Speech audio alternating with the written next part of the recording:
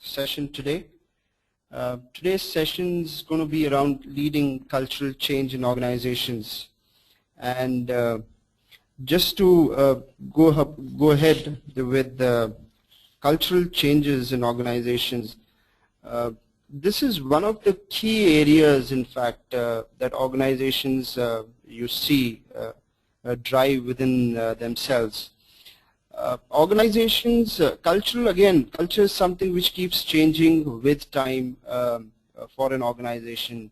One could have one set of cultural traits that they run with for a particular time frame, and with time you will see they adapt to a different culture, which again takes them through the entire change management process which they go.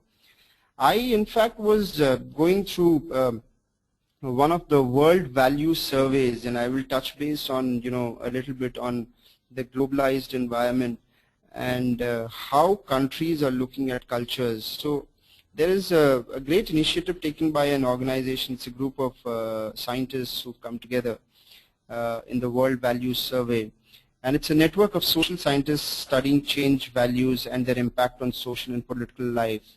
So the World Values Survey, in collaboration with the European Values Survey, carried out representative national surveys in 97 societies containing almost 90% of the world's population. These surveys show pervasive changes in what people want out of life and what they believe. In order to monitor these changes, the World Values Survey has executed five waves of surveys from 1981 to 2000. They've seen a lot of changes that have happened within people, within countries, within economies of globally. The countries included in these surveys were a full range from very poor countries to very rich ones, from an authoritarian system to a liberal democracies, and covering all major cultural zones. These surveys provide valuable information about a crucial component of social change, the values, beliefs, and this is what actually drives culture, even in organizations. So the values, the beliefs, and motivations of ordinary citizens is something that they took into consideration. This new source of evidence has demonstrated that people's beliefs play a key role in economic development and emergence of flourishing of democratic institutions, the rise of gender equality, and extent to which societies have effective governments now. Gender equality that you've already seen, and it's one thing that people are looking at. Women empowerment is something that we are looking at again within the Indian subcontinent as well, that you would see. Since the first round of the World Values Survey in 1981, the world had witnessed profound changes in political, economic, and social spheres, and technological advancements as well. Globalization, in fact, is often defined as an unparalleled increase in the flow of capital, goods, services, and information. Today, if you see, capital markets are integrated around the globe. Movies and books are circulated worldwide in seconds, and you have hundreds and millions of people visiting the same websites, watching the same news channels, and even laugh at the same jokes. Therefore, it has been frequently asserted that this ongoing development should result in a convergence of values. If national borders are less important, the cultural consequences, according to the assertion, should be a decrease in nationalism and nationalistic sentiments. Ongoing individualization decreases the importance of religion and traditional family values. This is something that you would see over a globalized platform and the changes that they've brought in. Are these developments indeed taking place if you see in the globalized atmosphere? Yes. Or are these the winds of globalization countered by strong and successful resistance from local forces? It seems that if both modernization theorists and culturists, if there is a word like that, are right to some extent, but from data for some 20 countries show that about from 1981 to 2007, there is almost no evidence of a convergence of values. Marriage, family, and gender relations show changes, but this is a parallel movement with given societies remaining as distinct in 2007 as they were in 1981. So it's a little older report by World Value Survey, but just wanted to highlight what's happening in the globalized scenario, how are things changing in the globalized scenario.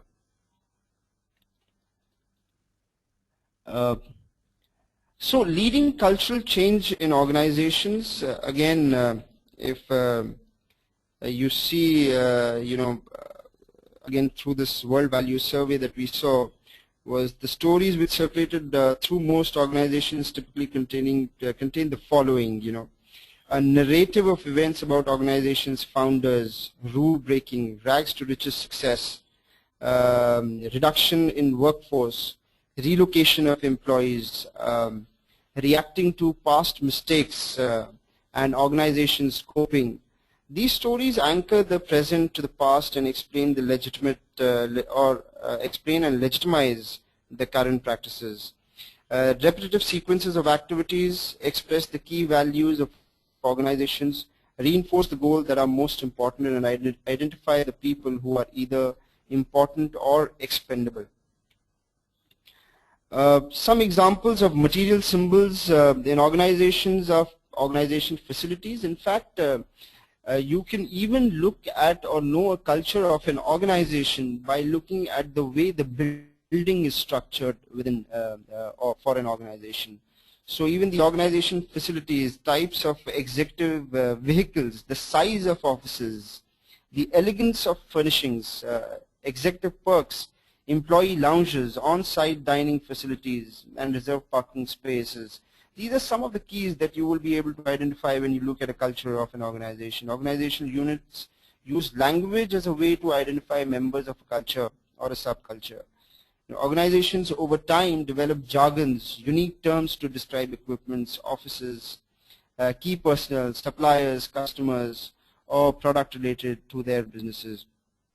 By learning this language, members attest to their acceptance of the culture, and in doing so help to preserve it. So it is ideally all the geopolitical, economical, technological factors in the globalized environment that lead to cultural drives within organizations, and this also goes ahead and builds the culture of the various organizations. Like when you are looking at a globalized platform and you're moving from one country to another, you need to understand the cultural, political, economical, technological side of a particular country to go ahead and see how it is going to impact your business. What are the kind of marketing strategies that you would need to have for a particular country to go ahead and look at the cultural formation within that space.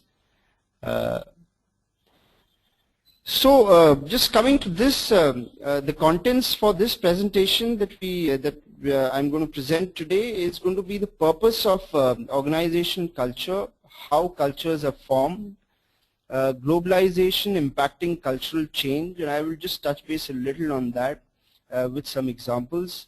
What counts in a globalized environment, what counts for a cultural change, and 8 steps. I'll try and identify these 8 steps. I've tried to identify these 8 steps which will help in driving the change within the organization's culture. So coming to a culture of an organization, what is the culture of an organization? How do we define the culture of an organization?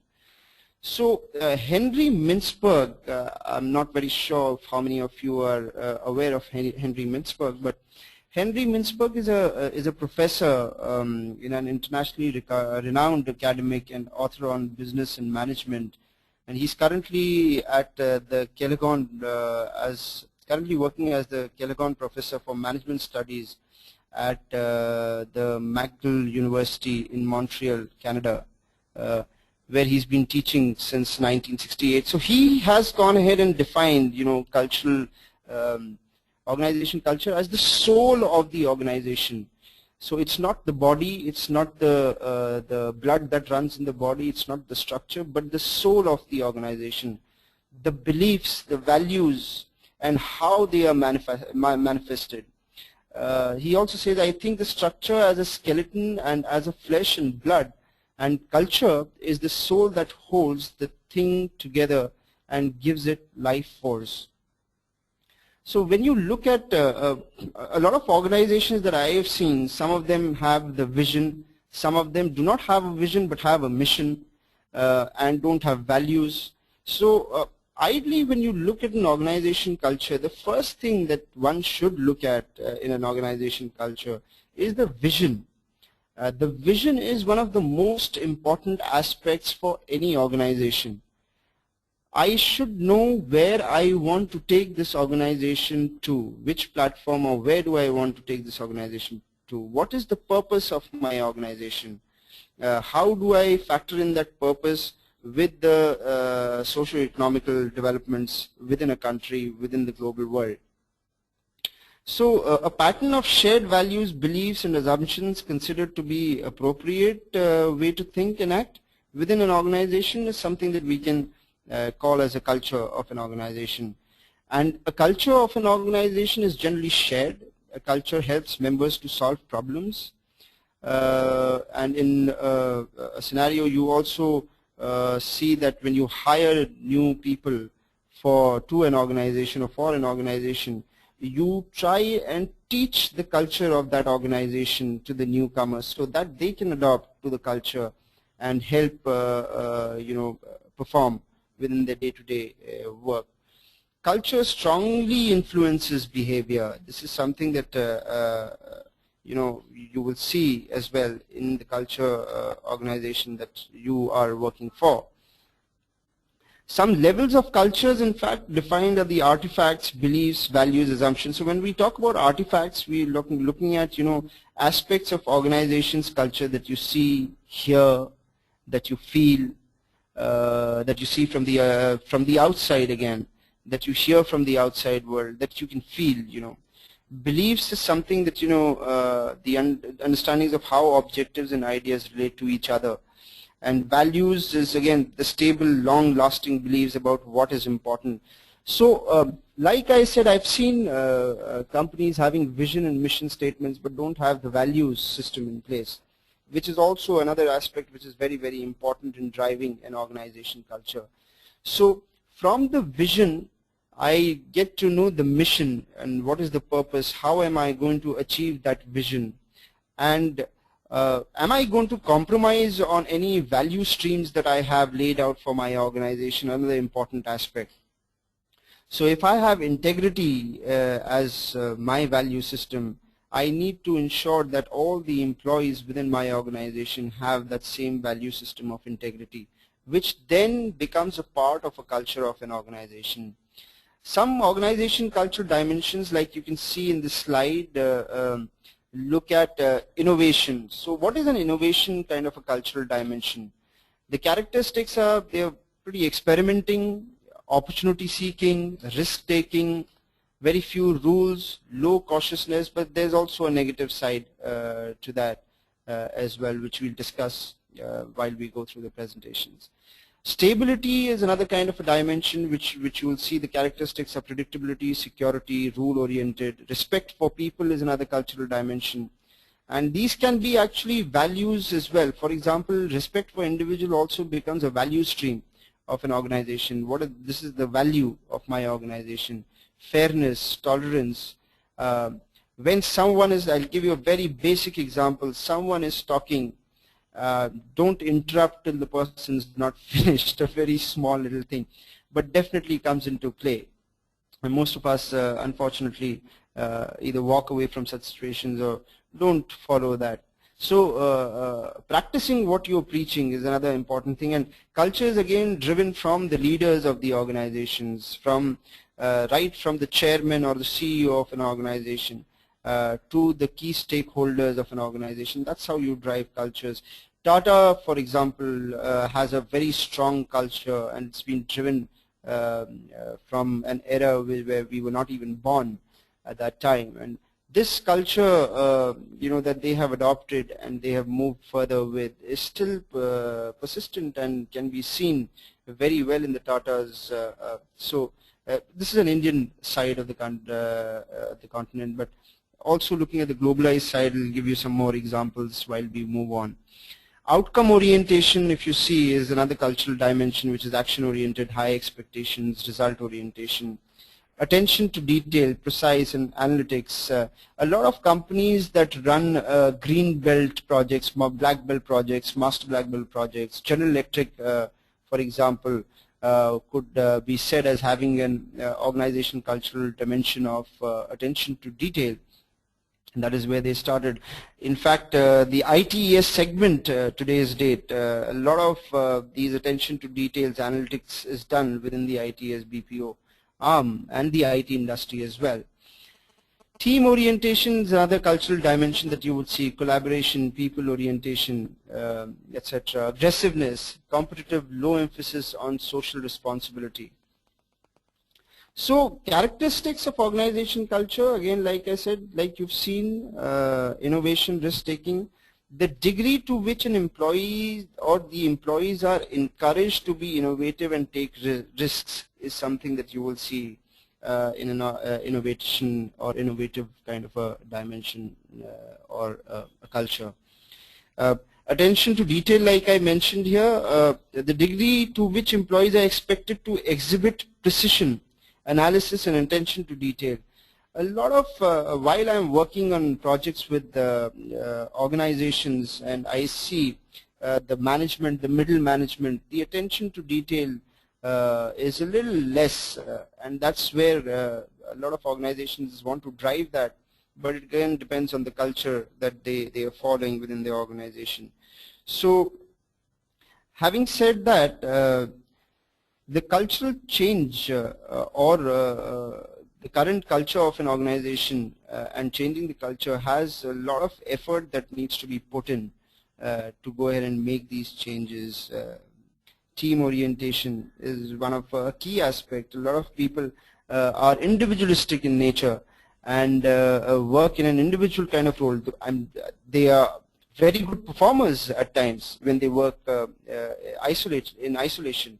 But the moment they work in a team, they are not great performers. So organizations need to define, where we can fit what kind of people, and then look at how we want to form the culture. So functions of cultures like boundary defining, conveys a sense of identity for an organization. Culture also facilitates commitment to something larger than one's individual self.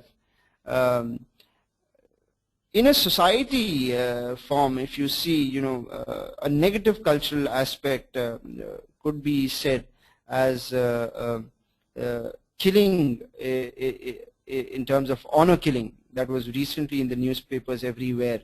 This is a negative impact of a cultural drive in a society, and can go ahead and even hinder to the cultural drive in various aspects of associations, organizations, or any group coming together to do something, which is very, very important. So the country, the globalized cultural changes, the environments which influence the individual to an extent that while they move to a completely different platform where they become part of organization, they carry the same with them. And these influences and these cultural practices that they have, and you carry forward with you in an organization, and then adapting to the organization's culture becomes a little difficult. And that's where I said that leaders who are driving organizations are the ones who need to show the cultural intent, and who need to go ahead and help individuals, newcomers especially, to go ahead and build these cultural changes within themselves.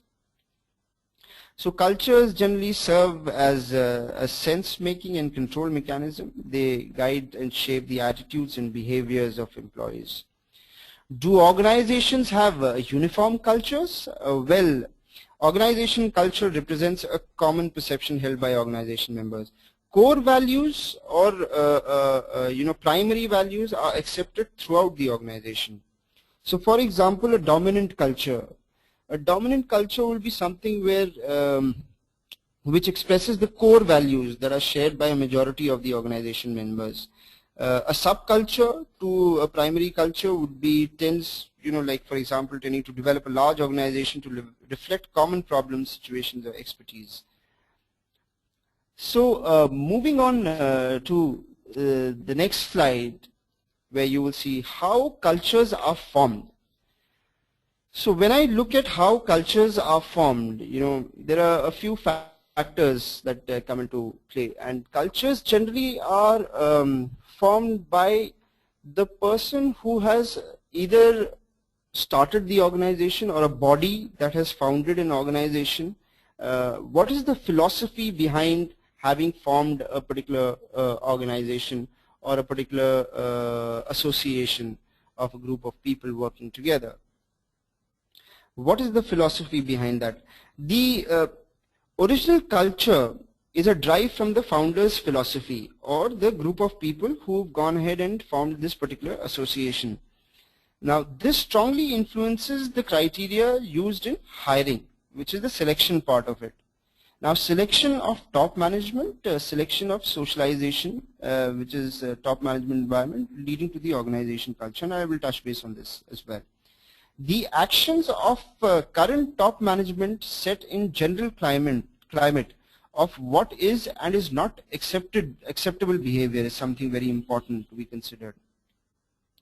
How employees are to be socialized will depend on the degree of success achieved in matching the values of new employees to those of the organizations in the selection process and on the socialization method that are preferred by top management.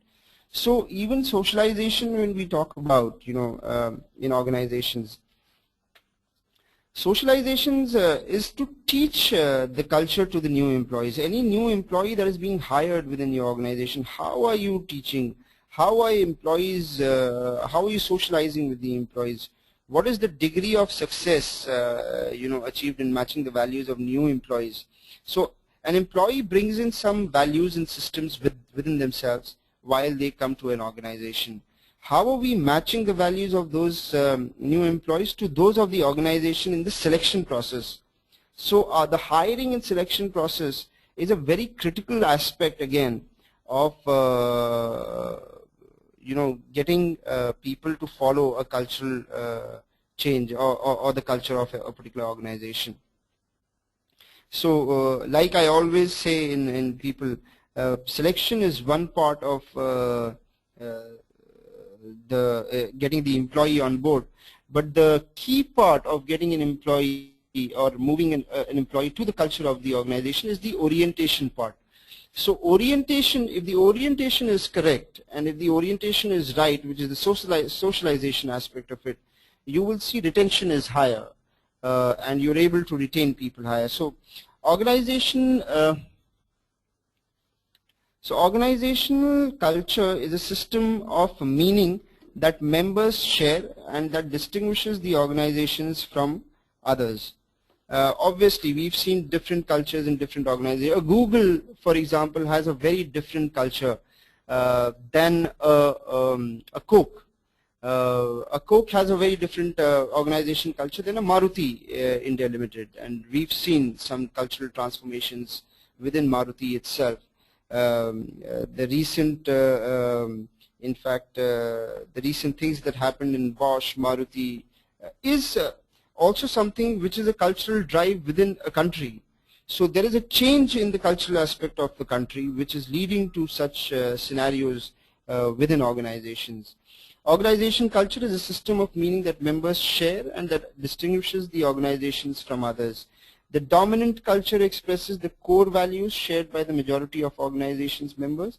However, subcultures, like I said, there is one core culture of an organization, then you could even look at subcultures of an organization. So subcultures exist in any organization and developing along departmental or geographical lines to reflect common problems.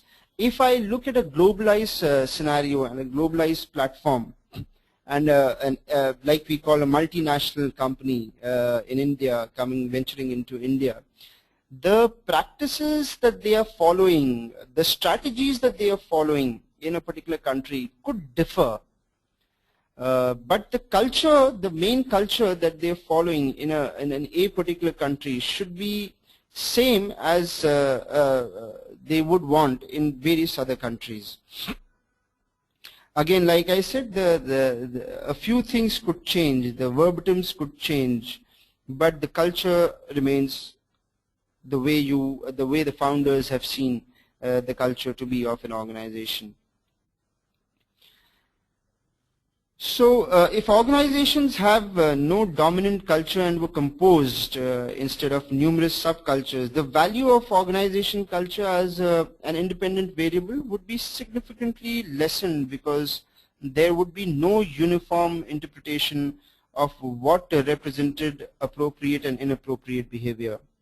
It is the shared meaning aspect of culture that makes it such a potent device for guiding and shaping behaviors of organizations. So this is how, and now if you look at the globalization impact or globalization impacting cultural change, if you see this, understanding the business situation across cultures is one of the key aspects. Like I said, when you're going global, when you want to keep the cultural sustenance alive, when you want to keep the culture alive in a different country as well. Selection, like we mentioned in the previous slide, is very, very important, which is identifying and hiring individuals who will fit in with the culture of your organization. That's one point. The top management, again, when you understand the business situation across culture, the top management, like senior executives, establish and communicate norms of the organization, which is again very, very important. And socialization, like I said, organization needs to teach the culture to employees.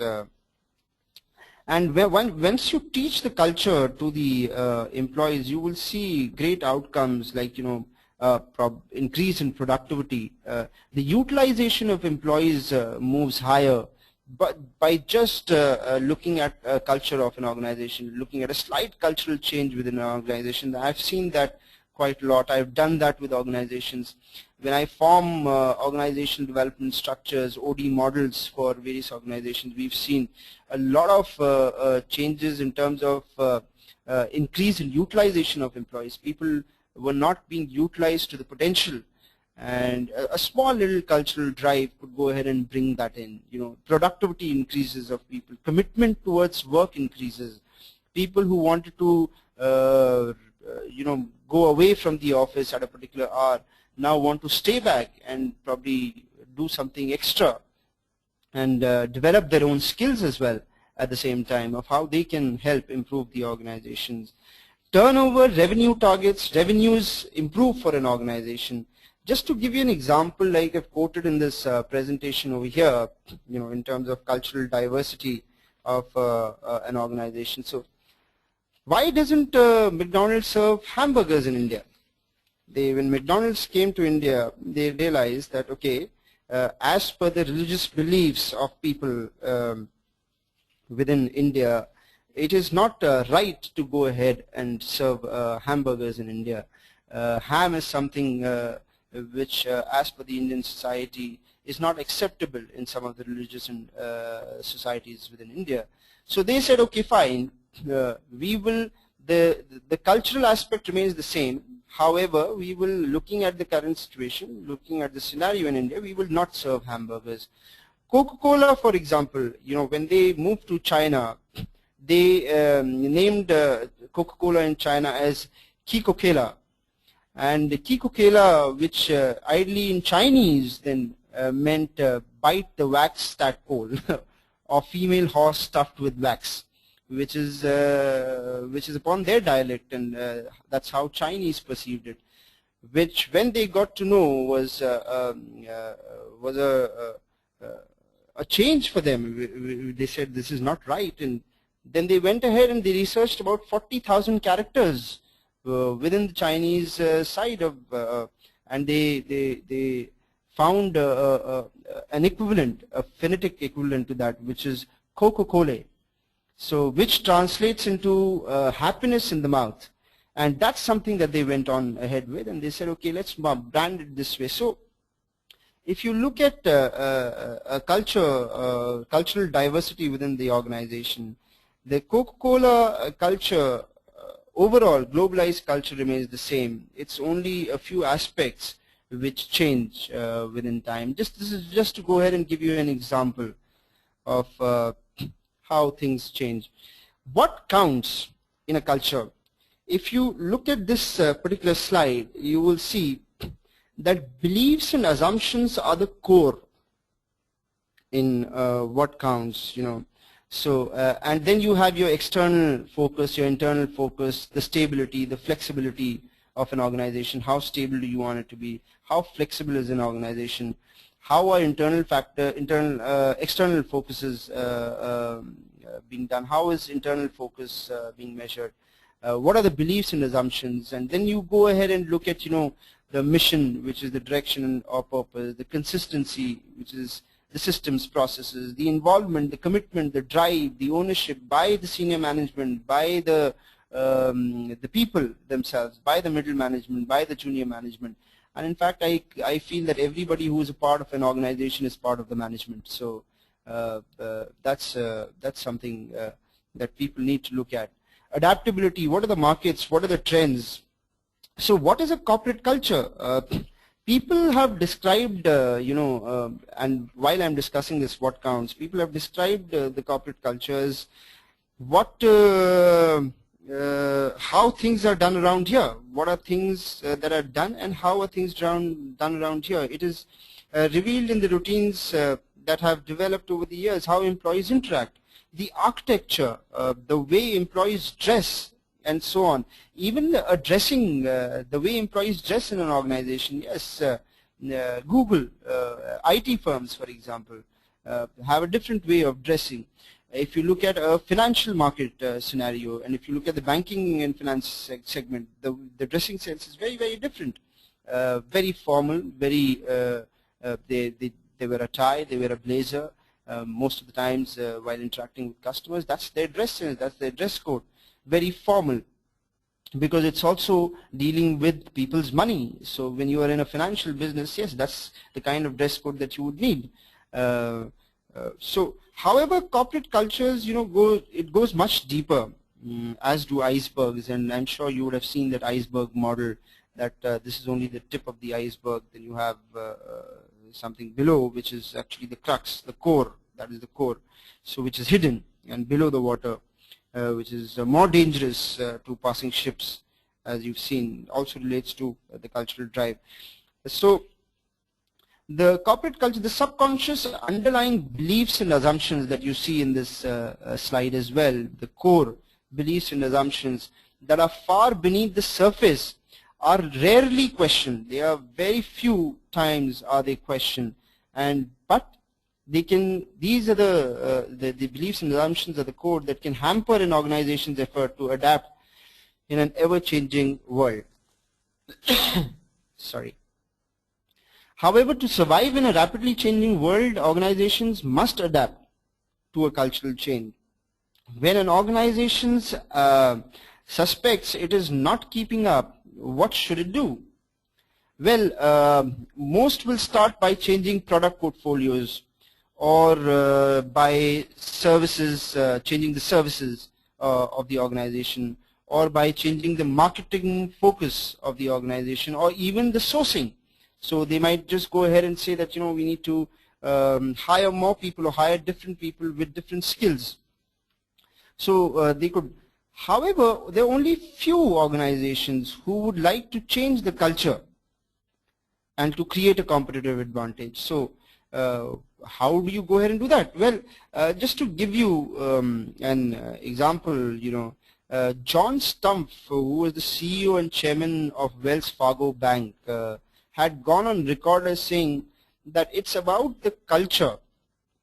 I could leave our strategy on an airplane seat and have a competitor read it, and it would not make a difference.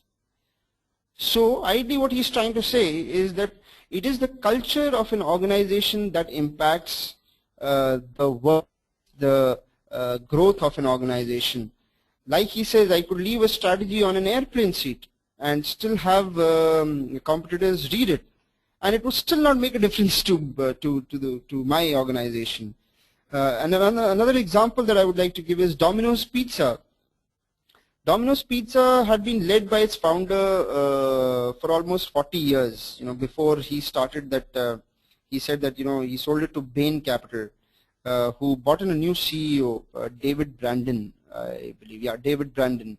And Brandon and his team decided that the only way to create a competitive advantage in delivering pizzas was to focus on its people. And like I said, organizations all across, if they want to drive that, people orientation, people focus is a must. And this generally happens in the first 90 days of an employee joining an organization, where you can actually develop the culture within an individual and try and fit him within the culture of your organization.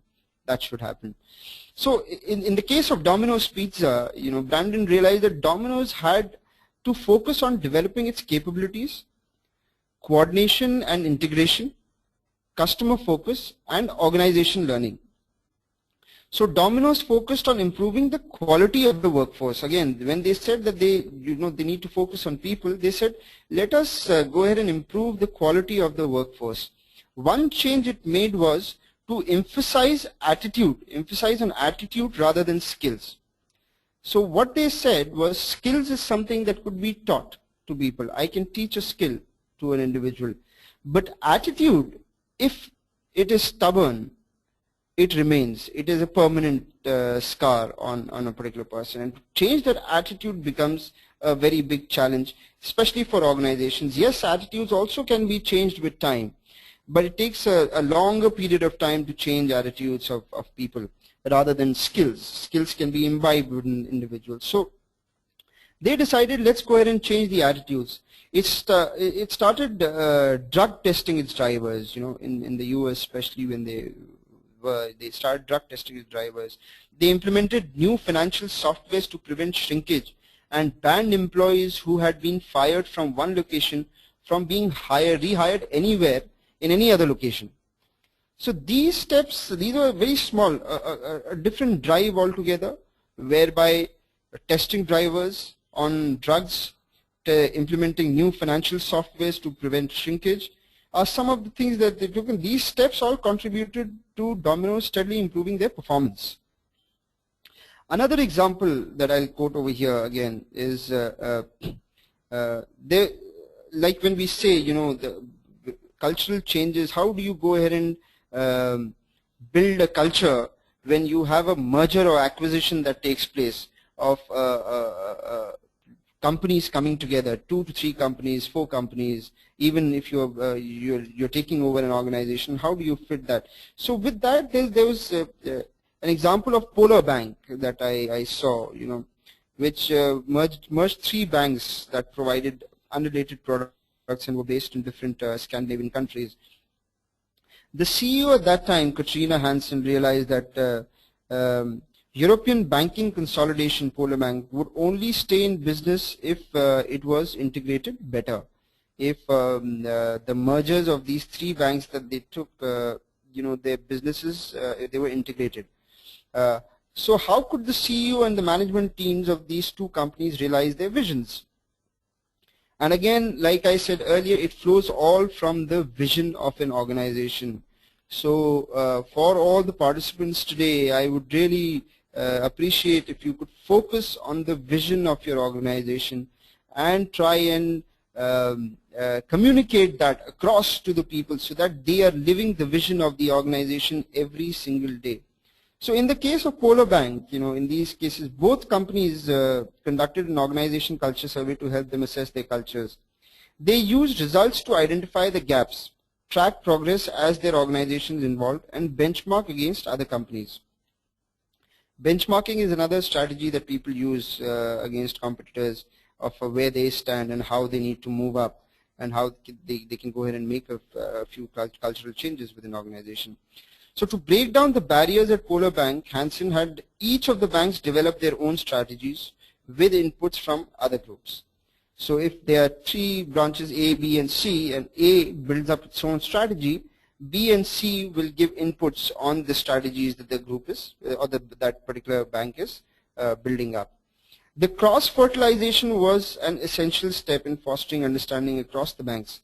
And another innovation was to initiate a job rotation process, whereby managers moved to different operations of 4 to 6 months. Third key step was to create one common board of directors to govern all three banks. So if you see three changes that these people made, one was building strategies, individual strategies of individual banks, but inputs coming from other groups.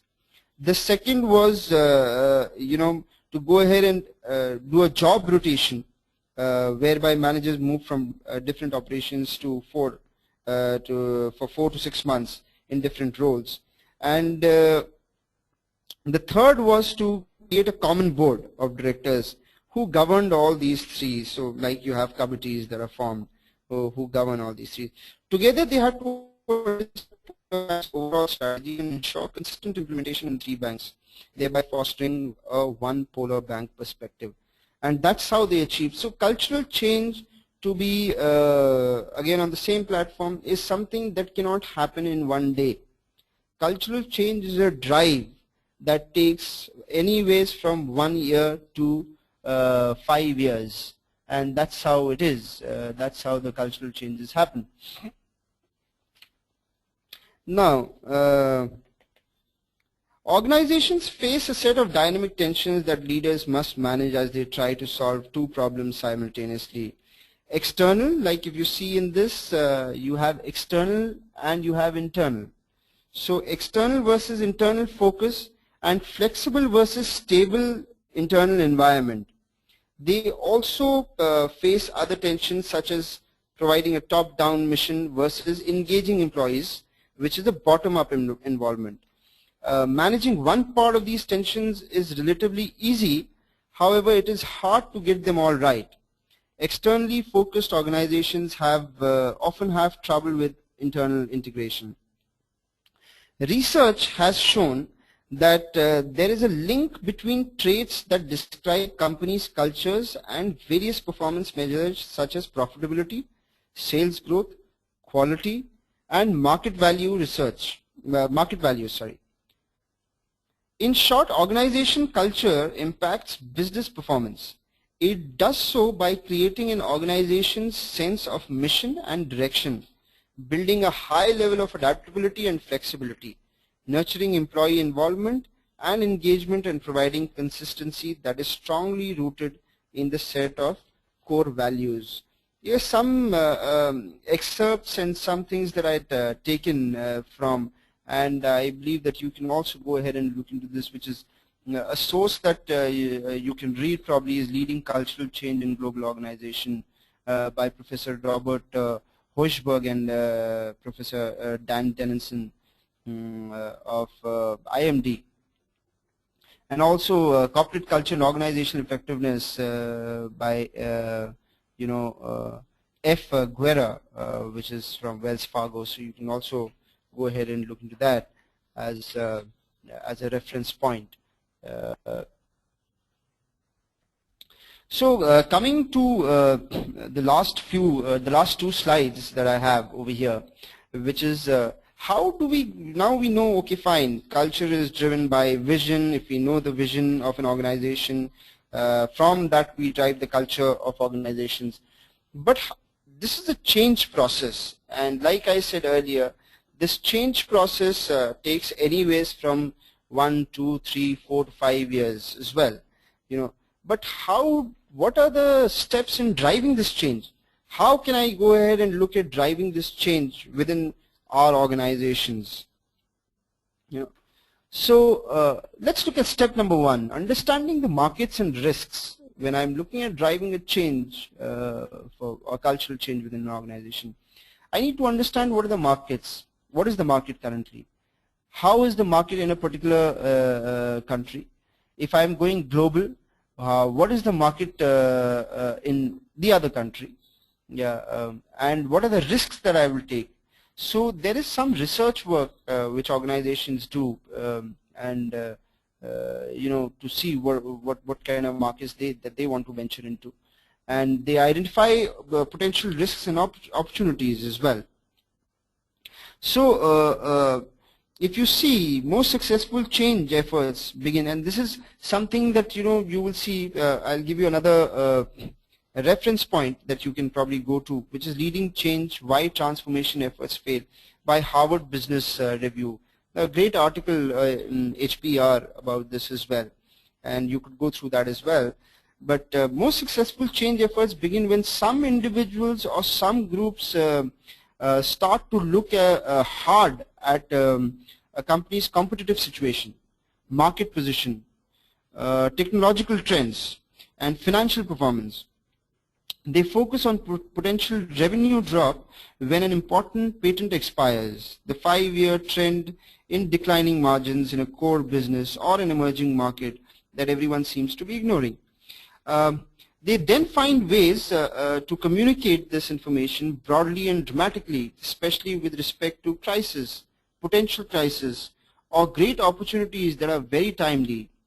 This understanding market and risks is actually the first step, and is essential because just getting a transformation program started requires the aggressive cooperation of many individuals, and this is if you're doing this will require the entire organization to put in their efforts and cooperation.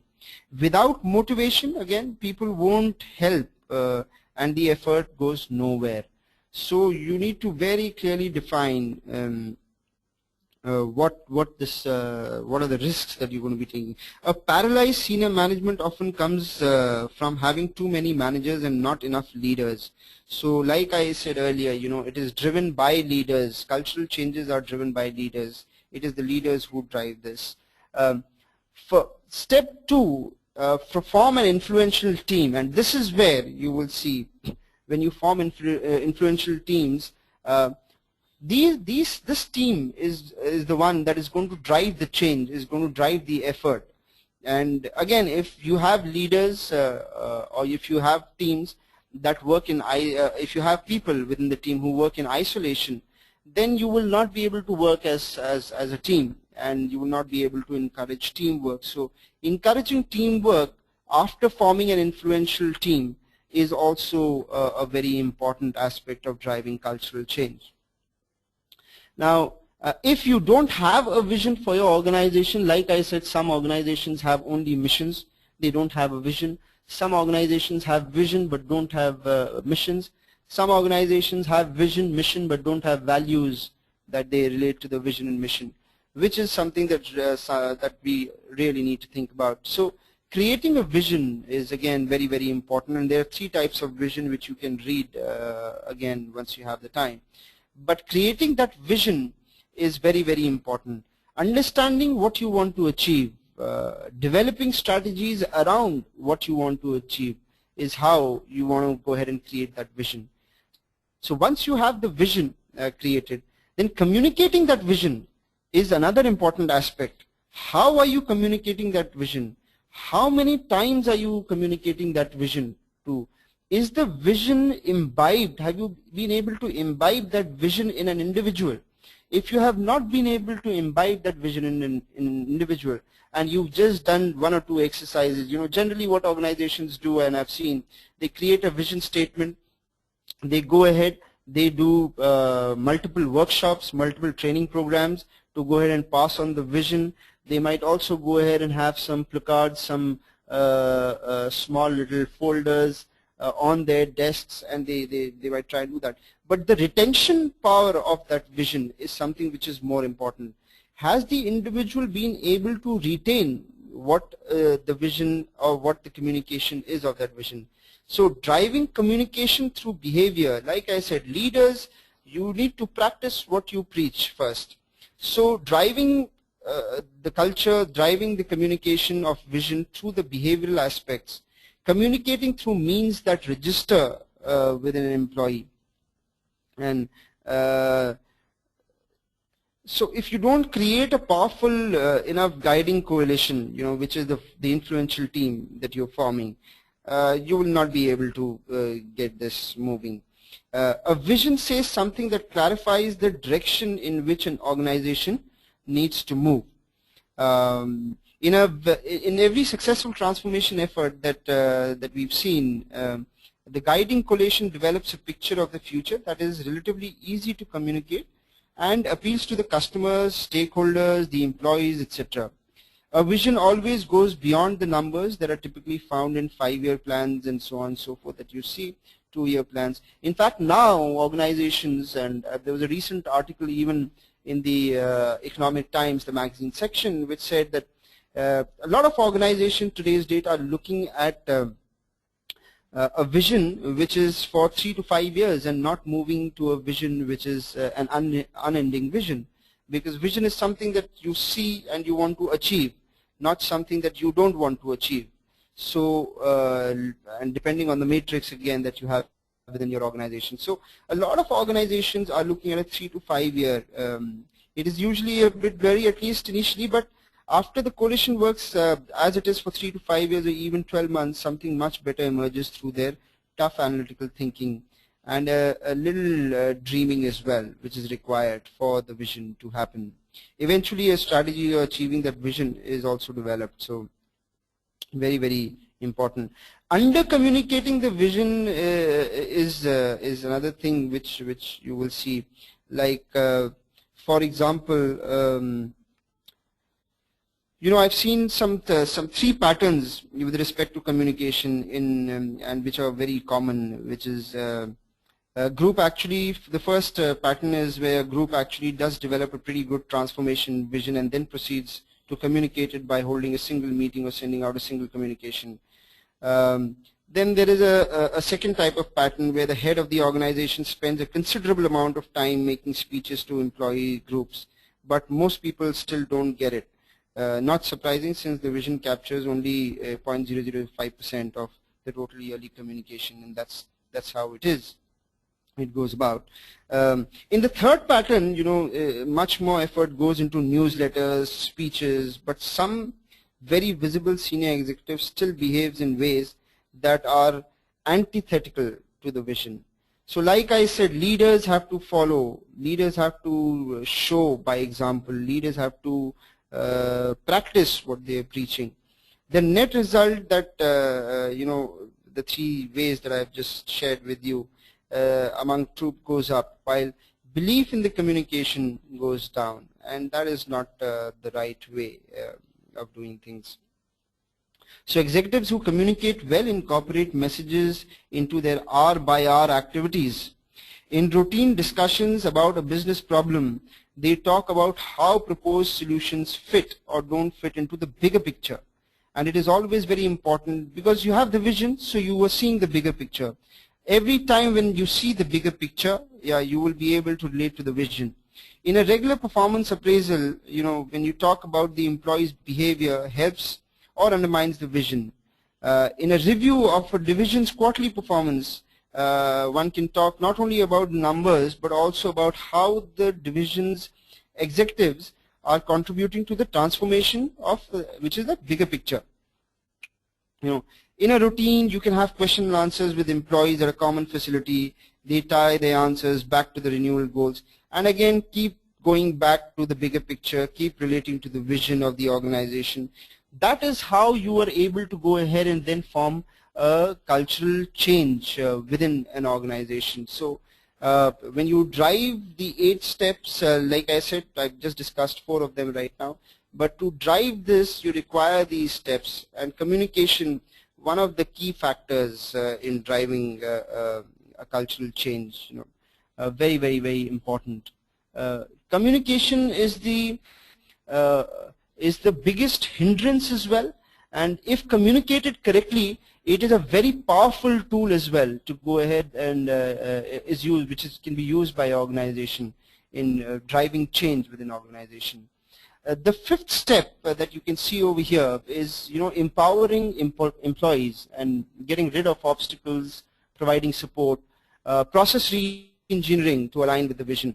A lot of times you have an organization forms varied processes. Obviously, when they start up, there are certain processes that are laid down by organization. However, with time, you will see, and with the markets changing, with companies going global, going into different markets, the processes could change, or you might need to re-engineer re-engineer those processes. So empowering employees with tools, empowering employees with skills, empowering employees with or removing any kind of obstacles, getting rid of obstacles on the way of an employee's progress is something that one needs to also look at. A sixth step over here is creating short-term wins. Now, when you are following this particular cultural change, it is very important to go ahead and, while you're communicating this, it is also very important to go ahead and show what are the short-term wins that an organization has seen.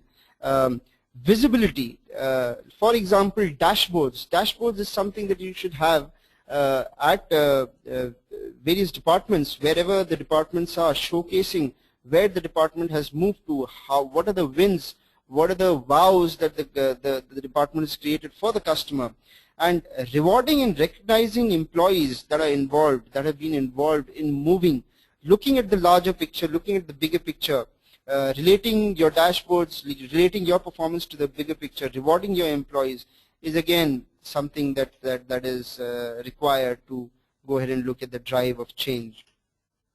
Driving continuous improvements like further change systems, processes, which I've already discussed earlier, that don't fit the vision. Some of times it's also seen that some of the processes and procedures that are there, or systems that are there in an organization, do not fit the vision of an organization. So if they do not fit the vision of an organization, they need to be either removed or mitigated or changed completely.